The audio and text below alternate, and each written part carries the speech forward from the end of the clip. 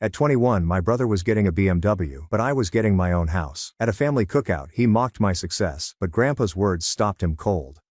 I'll never forget the fragrance of cooked ribs combined with gasoline. That's when I discovered my family didn't consider me one of them. It was just a fluke, a footnote. My name is Daniel, and I am now 29. And if you had told me 7 years ago that I would own 2 homes, drive a paid-off vehicle, and run a booming landscaping business with 15 people, I would have laughed in your face. Not because I didn't have high dreams. I did. But growing up I was often informed I was a disappointment, sometimes with silence that was worse than words. My younger brother Lucas was the family's golden boy. Not in a subtle manner either. If there was a photo on the fridge, it showed Lucas carrying a prize. Lucas's birthday was celebrated with streamers and cake from the expensive bakery. If a mature man received a brand new BMW wrapped in a red ribbon at the age of 18 because he earned it with a B+ average, you guessed it, Lucas. Meanwhile, I was the child that graduated from high school with a firm handshake and a, "So what now?" from my father. For example, I recently used my final free dinner ticket. I was not dumb. I simply didn't fit the shape that they desired. I didn't want to spend the summer working as a lawyer, investment banker, or shadowing my father at work. I like creating things with my hands, mending lawnmowers, mowing grass, and painting things that they considered work, which in my household meant being beneath you. Except in my instance, it appears it wasn't. I moved out when I was 21. I took a job with an old man named Tommy who managed a gardening business in town. He was harsh and smoked too much, but he taught me everything: how to bid contracts, how to identify soil issues, and how to deal with difficult clients without losing your cool. I saved as many sins as I could. We ate spaghetti 6 nights a week, worked on weekends. Nobody noticed. Nobody asked. I only heard from my family when Lucas needed assistance moving something, or Dad wanted someone to repair the sprinkler line because, hey, you're handy, right? Anyway, let's fast forward a bit. I'm not attempting to tell you my entire life narrative in one post, but let me lay it out. At 22, I purchased my first fixer-upper house. I did the renovations myself, flipped it, turned the profit into a duplex, rented one half and lived in the other. I didn't post it on Facebook or bring it up around Thanksgiving. I kept my head down and remained quiet. That's what you do when your accomplishments make others squint. My family did not regard me as successful, only as blue-collar. Not in a proud manner. More like, well, at least he's not in jail. Meanwhile, Lucas was cruising through Yale, then Stanford grad school, and then working at some business that lost millions of dollars while calling itself self-disruptive. When he received Dad's business card at the age of 21 and was assured he would one day take over the firm, I merely nodded and smiled. I was used to it by then, although things progressed slowly at first. Then, okay, we'll get there. It began with my parents' annual family cookout in June. They go all out, hire a caterer, put up tents, and invite everyone they've met during the Reagan era. I had skipped it for the prior 2 years, citing clients and site inspections. Mostly because I didn't want to stand in the backyard making small conversation as everyone asked Lucas about his new endeavor and then looked at me like I was the guy checking the propane tank. But this year, Grandpa Bill compelled me to go. He's my mom's father. Old school, rough around the edges, and the only person in my family who ever expressed pride in me. He still calls me Daniel the Tank. Even though I'm 5 feet 8 inches and built more like a fence post than a linebacker, he said, "If you don't show up this year, I'll make you come over and listen to my golf stories for 6 hours straight." That man previously forced me to listen to a 12-minute explanation of a sand trap, so I came there. I pulled into the driveway around noon, parked down the street so I wouldn't block anyone, and walked in with a 4-pack of local craft beer I thought Dad might like. Nobody noticed. Lucas's BMW was parked on the lawn like a showpiece, and the music was already blaring from those portable speakers Dad loves to flex with. I spotted Grandpa at the grill, of course, standing next to my Uncle Mike, who was already 2 beers in and talking about inflation like he invented the phrase. Grandpa hugged me and peered at my arms. "You've been lifting bricks or just showing off?" he joked. I grinned and shrugged. "A little of both." We talked for a while. He inquired about my work, and when I mentioned that I was on the verge of landing a commercial landscaping contract with a downtown hotel, his brow furrowed. "That's no small job," he said. "Proud of you, Tank." That was the last nice thing anyone said to me that day, and I drifted around the rest of the afternoon, nodding at cousins and avoiding conversations. I didn't bring up work, houses or anything else because I know how this family works. If you're not bragging about a new stock portfolio or a trust fund, they tune you out, which was fine because I wasn't there to impress anyone. But then I heard a snippet over by the cooler, where a couple of my younger cousins were chatting. One of them, about 16, remarked, "Hey, I saw your company vehicles at the old gas station lot on Maple. You guys working on that new park or something?" It was harmless. He wasn't mocking me, just curious. I smiled and nodded. "No, that's not the city project. We're preparing that land for a small plaza, coffee shop, bakery and a few office spaces. It's private." His eyes widened. "Wait, you own that?" I froze a second. I didn't mean to say it like that. I usually deflected, but something about how casually he asked, how unjudging he seemed, made me answer honestly. "Yeah," I said. "Closed last month. Second attribute actually." And then it happened. The air moved. Lucas had been walking behind me. I hadn't noticed him, but now he was standing far too close, holding a glass of white wine and making that smug expression he usually made when he was going to say something backhanded. "You own 2 properties?" he said loud enough for people to turn their heads. "Since when?" I turned slowly. I kept my voice low and added, "A few years now," to which he laughed. "You, Daniel the lawn guy?" Someone near the grill chuckled. Someone else went silent. Grandpa's head turned just slightly. I opened my mouth to respond, but Lucas kept going. "Wow. I suppose it's true what they say. Even a damaged clock is accurate twice a day." I grinned hard. "You're not mistaken. I merely chose to make my own clock." He frowned. "So what? You're a huge real estate magnate now? Do 2 homes and a few grasswhackers qualify you as Donald Trump?" "I never said that," I said. "But it's working for me." Mom came at that point, as if she had seen the tension building. "Brandon dear, could you get me some of that rosé from the cooler inside?" she begged, resting a hand on his arm, but he didn't move. He just stared at me. "You always act so smug," he said suddenly. "As if you're better than us because you got out early. You assume your small dwellings and pickup vehicle prove you've made it." "I don't think I'm better than anyone," I responded, my voice steady. "I just quit waiting for a pat on the head." He went nearer. "Do you think Dad is proud of you?" I didn't respond, and that's when Dad lost it. Dad tossed his drink onto the grass, not at me, but hard enough that the glass smashed against a lawn chair. Mom screamed and backed back. A few people turned toward the noise. Some of the older relatives froze. One of the little kids began crying, and then, because this is my family and nothing can happen without a performance, Mom began crying as well. "I can't believe this is happening at my barbecue," she sobbed. "Why can't you boys just support each other?" Lucas didn't look at her. Grandpa stepped forward slowly, leaned on his cane, looked at Lucas, then at me, then back at Lucas, and then laughed, a dry, wheezing chuckle that cut through the tension like a knife. I didn't move, didn't flinch. And he said something. Something that made Mom stop sobbing. Something that made Lucas pale and the entire table silent. Something I'm going to let you sit with until you tell me you're ready for more. Grandpa adjusted his cane and stared directly at Lucas with the type of heavy stillness that only elderly men can pull off. "Boy, if Daniel is the letdown, then what does that make you? You could have heard a mosquito fall on the potato salad." Lucas blinked, as if he didn't quite process it. Mom's lips opened slightly, and I believe the wind stopped. Grandpa didn't elaborate. He just gave me a little nod, as if he'd had that line in his back pocket for years, and now that he'd played it, he was done talking. He turned around and walked back toward the grill, muttering something to Uncle Mike about the ribs being overcooked. The silence didn't last long, and Lucas stormed off toward the house, muttering under his breath. Mom scurried after him, still clutching that half-empty wine glass, looking over her shoulder at me, as if I'd somehow orchestrated all of it. And just like that, the party resumed. People laughed a little too loudly and someone turned up the music. Dad didn't say a word, just stood near the beer cooler, shaking his head as if the whole thing was beneath his notice. That was always his move. Emotional detachment. Let Mom be the heart, Lucas be the crown jewel, and he'd stay above it all. I stayed for another hour, talked to Grandpa again, and he didn't mention the scene. We talked about tomato plants, and just before I left, he handed me a napkin with a name and number scribbled on it. A friend of his who managed a lot of commercial rentals. "Tell him I sent you," he said. "He'll treat you fair." I thanked him and left quietly.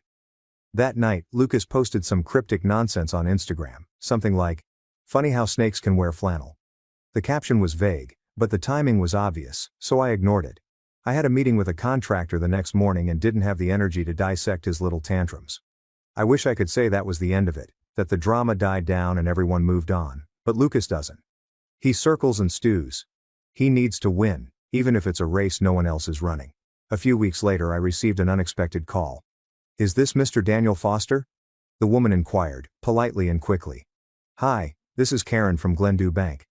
I just wanted to clarify that your application for the small business line of credit has been approved, however we do have a few issues concerning your job verification." I froze. "I didn't apply for any line of credit," I informed them. There was a pause. "Oh, are you not associated with Foster Landscaping LLC?" My heartbeat quickened. "That's my company," I responded slowly. "But I haven't applied for anything in a while. Could you please inform me who submitted it?"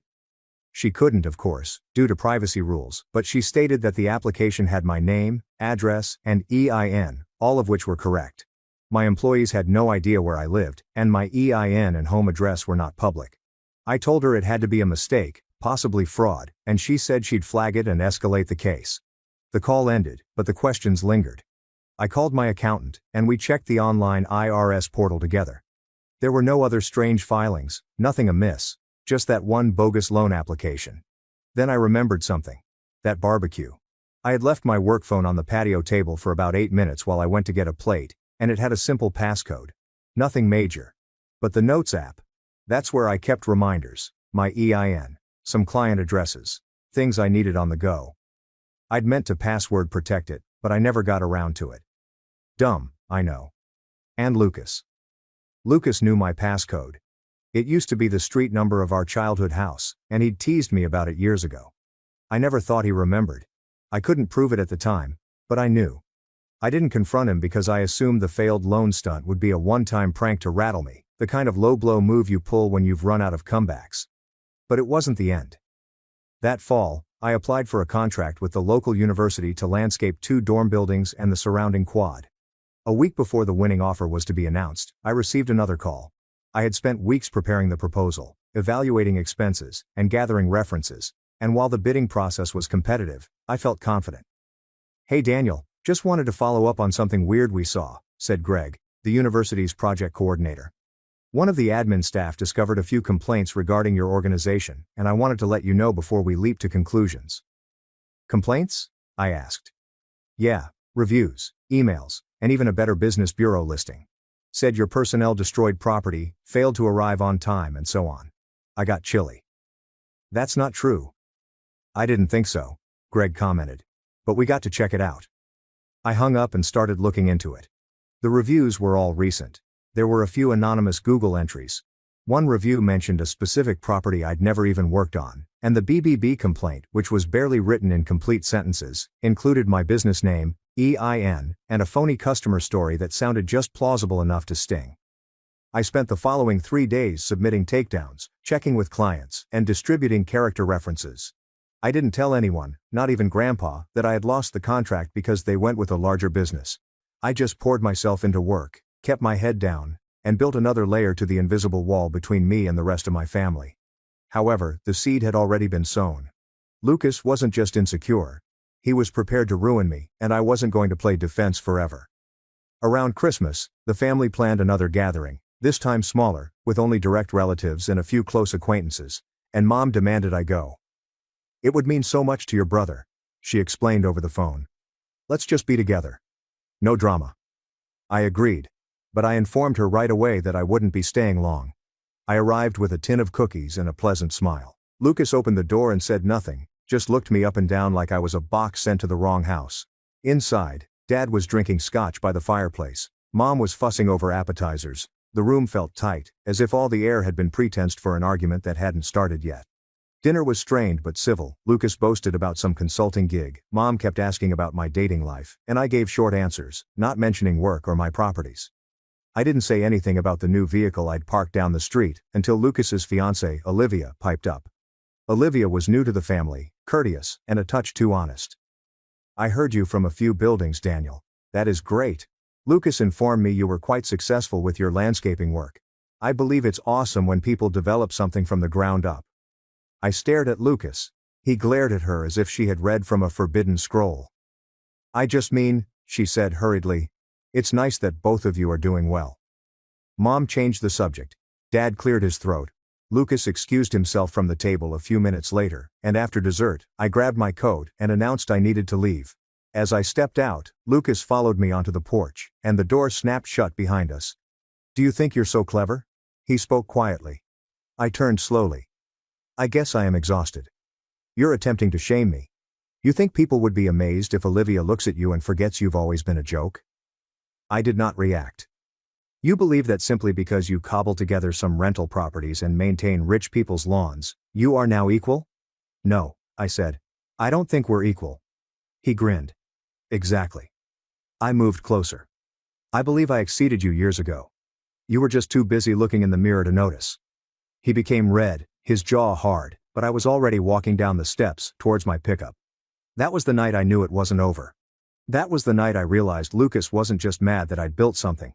He was furious that I'd built it without him, and that's when he did something I never expected. He made Mom cry, Dad finally chose sides, and Grandpa picked up the phone and said 5 words I'll never forget. I didn't hear from Lucas for a few weeks after that night, and to be honest, I was relieved.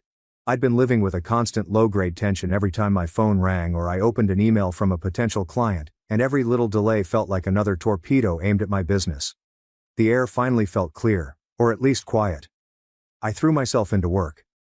Winter was slow, but I used it to plan. My second property, the Commercial Plaza, was nearly ready for Phase 2, tenant interior build-outs. A local bakery had signed on, as had a chiropractor and a small design agency. I was excited, even if I kept it to myself. When you're used to being underestimated, success is quiet. In February, I was pulling into the lot of the new property, which was still gravel and fencing but was beginning to take shape, when my phone rang. It was an unknown number and I normally wouldn't answer, but I had a few contractors out for bids, so I did. "Mr. Foster speaks. This is Officer Keller from the city's commercial compliance section.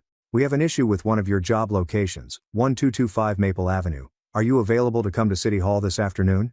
My stomach turned. "Sure. Can you explain what this is about?" "There has been an anonymous report submitted. Possible code breaches, dangerous equipment storage, and zoning anomalies. We only need to confirm a few details." I sat in my vehicle for a full minute after hanging up, trying to breathe through it, not because I expected them to discover anything. I ran a tight ship, but because I knew who was behind it. Lucas. I didn't have evidence yet, but it was his signature all over it. Vague accusations filed anonymously, just enough to cause friction, just enough to slow me down. This wasn't about proving I was a fraud, it was about exhausting me until I broke. That afternoon, I sat across from a tight-lipped woman in a sterile government office, reading through a clipboard of concerns. I smiled and kept my voice calm while I delivered her my permits, zoning permission, and a bundle of safety reports. By the end she softened and even commented, "This looks like a solid project, Mr. Foster. We'll probably close the complaint with little follow-up." However, the harm had already been done, and my contractor contacted the next day to cancel the bakery construction. The bakery asked for a delay clause in their lease, the chiropractor's lawyer wanted to revisit the contract, and the designer, well, she just stopped communicating with me. His insurance company refused to work on the job until the city confirmed the complaint was false, which could take a few weeks, if not longer. I didn't sleep much that week, and I kept repeating every choice I'd made since I started, wondering if I should have gone slower, if I should have simply stuck to lawn care, if my family had been correct, that I'd overreached, that I wasn't meant to win. I was strolling through a Home Depot one evening, picking up new parts for one of our trucks, when my legs collapsed briefly. I caught myself on a shelf of PVC elbows. I tried to play it off, but I stood there for a long time, just breathing. It wasn't the money. I could deal with a setback. It was the why, that it came from inside the house, that my own brother, who had every advantage, couldn't stomach the idea of me building something real. That's when the shame set in. Not for what I'd done, but for what I hadn't done. For how I'd allowed them to continue treating me as the underdog, the side character in their Golden Boy story. Every time I stayed quiet, every time I played nice, I thought I was being the bigger person, but in reality, I was just making myself small enough to be stepped on. I nearly called Grandpa that night, but I hung up because I didn't want to unload it all on him again. He was in his 80s and didn't need my baggage, but he must have sensed it because the next morning he showed up, drove right into the gravel lot on Maple in his rusted Ford, parked next to my work truck, and got out like he owned the city. He had 2 coffees in his hand and that same crooked smile. "I figured you might be too proud to call," he said. I took the coffee. We stood there in the wind, watching a backhoe idle near the edge of the property. He didn't ask what happened. He just waited. So I told him everything. The loan application, The fake reviews, the BBB complaint, the anonymous city report, the lost tenants, the ghosted calls, everything Lucas had done, and everything I hadn't done to stop it. Grandpa didn't interrupt. Instead, he sipped his coffee and peered like he was watching a deer walk into traffic. When I finished, he nodded. "You know what your grandmother used to say?" he asked. I shake my head. "There's a special kind of fool that mistakes silence for weakness."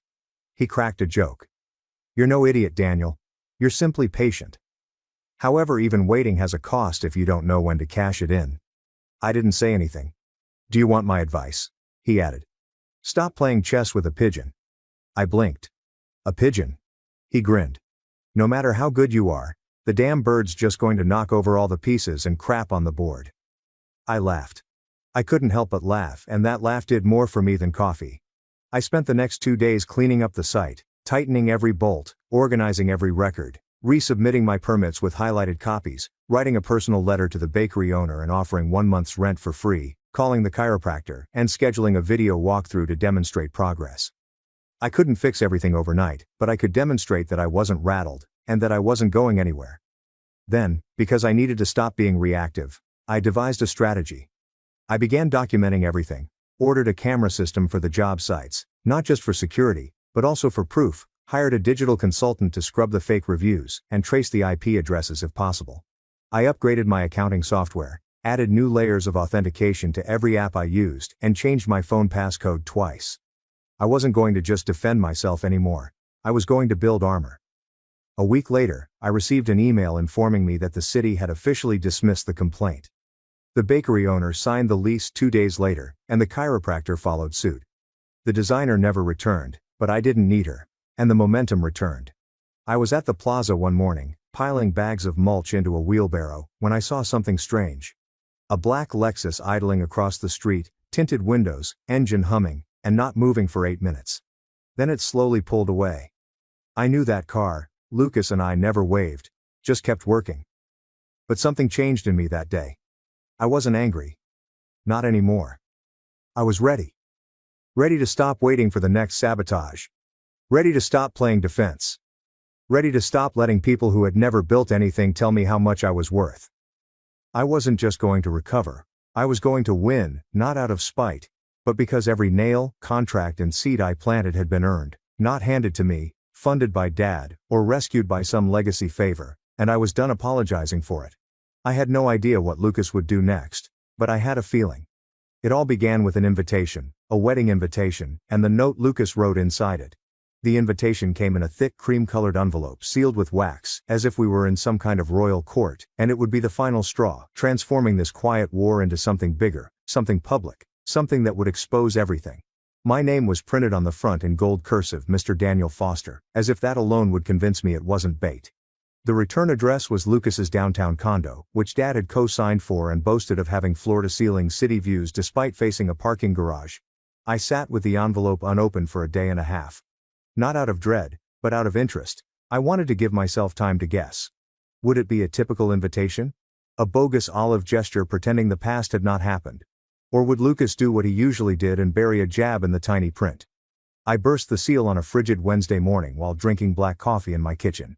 Inside was a folded invitation wrapped in blue ribbon, the type you'd get at a 5-star Tuscan wedding.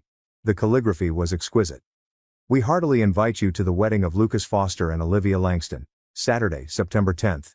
The Langston Estate in Riverbend Hills." Olivia hailed from ancient money. Her family had vineyards and land along the state boundary, and they were the type of folks that had stylists and summer houses rather than holiday rentals. However, the real poison was penned at the bottom in Lucas's unmistakable calligraphy. "I hope this event can help us all move ahead. The dress code is formal. Please leave your work boots at home this time. I wouldn't want you to track muck into the rose garden." B. I sat there gazing at it for a whole minute, not furious, not horrified, just done. This would never stop unless I killed it. I hadn't gone out of my way to embarrass Lucas, and I hadn't notified anybody in the family about the bogus complaints, reviews, or sabotage. I didn't retaliate, I just worked harder. But that wasn't enough. And now he was about to marry into a family that thought he was the clean-cut prodigy, the young business executive with charm and legacy, whereas I was the dropout with dirt under my nails and grass stains on my soul. So I made a decision. I was going to show everyone who Lucas truly was, Not through gossip or accusations, but through cold, hard facts, and I was going to do it at his own wedding. It wouldn't be noisy or messy. It would be precise, controlled, and devastating. But initially, I needed help, and the first person I phoned was Chris. Chris used to work for Lucas's old startup before it went bankrupt 2 years ago. He was their back-end developer, a smart guy with a mild demeanor, but he and Lucas had a falling out near the end, something about unpaid equity and ghosted emails. We'd met once at a mutual friend's barbecue, and I remembered how casually Chris said, "Lucas never paid his debts, just buried them under new logos." He picked up on the second ring. "Hi Chris, it's Daniel Foster. We met at Noah's place last year." "Oh hi. Yes, landscaping Daniel. What up? Do you still have the thumb drive?" I asked. He paused. "Do you mean the one with the email dumps?" "Yep." Another pause. "Are you intending to sue him or something?" "No," I said. "Just want to show a few people who they're marrying." Chris chuckled. "You know, I've been waiting for someone to ask me that for 2 years." He emailed it over that afternoon, a compressed package that was password secured and contained exported PST files, PDFs, screenshots, and internal emails from Lucas gloating about inflating user data, withholding contractor pay, and even insulting Olivia's father for believing I was anything other than a well-dressed parasite. Gold. But I didn't want it to come directly from me since it would appear malicious. I needed a buffer, so I contacted Rachel. Rachel was my ex, and we hadn't spoken in about a year, ever since we agreed to part ways due to our conflicting schedules. Rachel worked in public relations, genuine PR, reputation management, crisis cleanup, and corporate scandal spinning. She knows how to wreck someone's career without leaving a trace. She responded with a wary, "Daniel. Hi, apologies for the unexpected call, you okay?" "Yeah," I said. "But I need a favor and I'll owe you for it." Her tone altered. "Talk." I told her everything, not the childhood memories, not the envy, but the facts. The email dump, the wedding, the falsehoods, the people Lucas had duped, and the families about to be united under false pretenses. Rachel was quiet for a time. Then she said, "Okay, here's what we do." We spent the next 3 hours planning, and she assisted me in selecting the juiciest, most indisputable documents, including emails with timestamps, a PDF of bounce checks, screenshots of Slack messages where Lucas joked about renting friends and suits for a meeting with Olivia's parents, and a photo of an Excel sheet where he padded investment numbers before pitching a fake app idea. We developed a tight professional dossier that was both succinct and scary, and then we set up a fictitious Gmail account called Event Attendee 101 and timed the email. Rachel had a contact on the Langston family's wedding planning team, a friend of a friend, who confirmed the rehearsal dinner for Friday at 6 p.m. We planned an email at 5:50 p.m. with a single subject line. "Before you toast the groom." But it was only the beginning. I wanted to plan for the aftermath of Lucas's wedding, not simply dismantle it. So I started accumulating everything Lucas had done to me personally, filed an incident report with the city about the phony business complaint, supplied IP addresses for the reviews, and Rachel knew someone at Google who proved they were from Lucas's apartment complex. I recorded all the dates and links. I wasn't planning to pursue charges just yet, but I needed the ammunition. Then I did something I should have done months ago. I sat down with my parents, who invited me over for lunch one weekend. Mom said she wanted to go over family preparations for the wedding, and I said I'd come if we could have a true chat without filters. They agreed, and we sat on the back patio. Mom poured iced tea while Dad cooked chicken. It was silent for the first 8 minutes until I remarked, "I know what Lucas has been doing." Dad froze. "What do you mean?" I stared at him directly. "False complaints, sabotage, the municipal report, BBB falsehoods, and the review bombing. I have proof, and I am done pretending it did not happen." Mom laid her glass down with a quiet clink. "Why would Daniel do that?" "Because I constructed it without him. Because I gave up playing the failure. Because it made him feel smaller." Dad didn't say anything, he just gazed into the grill. I got into my bag and handed Mom a folder that was well printed, tabbed, and structured with everything Lucas had done. She studied the traceable anonymous emails, screenshots, and digital fingerprints for a long before whispering, "Oh my God." I waited until Dad added, "He's your brother." "No," I responded quietly. "He's a bully in a tuxedo." Neither of them defended him, and I left the folder with them. I didn't say I was going to blow up the wedding. I didn't need to. They both knew something was coming, but I had no idea what would happen next, since the email was sent and my phone rang less than 20 minutes later. It was Grandpa, and all he said was, "Boy, you should get down here. The dam just broke." I sped the entire way there. Grandpa had not seemed concerned. When I pulled up to the Langston estate, the parking attendants didn't even stop me because they were too distracted by the yelling coming from inside. He didn't panic, but there was an urgency in his voice, as if he'd seen 1,000 fires and just discovered a new one in his living room. The rehearsal meal had already gotten off track. I slipped in through a side entrance and found myself in a hallway lined with family portraits and towering floral arrangements that looked like they cost more than my first car. Through the archway ahead I could see the main dining hall, long tables with half-eaten plated hors d'oeuvres, scattered wine glasses, and a piano player frozen in mid-note. The wedding planner hovered nearby, pale and shaking, clutching a phone in both hands, and Lucas held a stack of printed emails in his hand. From 20 feet away, I could see the header on one Slack transcript. I stepped forward gently, clinging to the wall, not wanting to be caught in the explosion radius just yet. Olivia was shouting something harsh, her voice trembling. "So you did ridicule my father. You did exaggerate the figures. You lied about everything, even your equity and startup." Lucas shouted back, "They've been taken out of context. It is sabotage. Someone is attempting to ruin me. Daniel. It's Daniel. I know it is." He turned so quickly that his wine spilled across the carpet. "Where is he? Where in the heck is he?" "Right here," I responded, walking into view. Heads turned, and guests backed away as if I were a live grenade. Lucas's furious and frenzied eyes fastened on me. "Do you think this is clever?" he spit, ruining my wedding weekend with an immature vengeance scheme. I strode forward, hands in pockets, relaxed. "I didn't crash anything. I stated I was invited. Remember?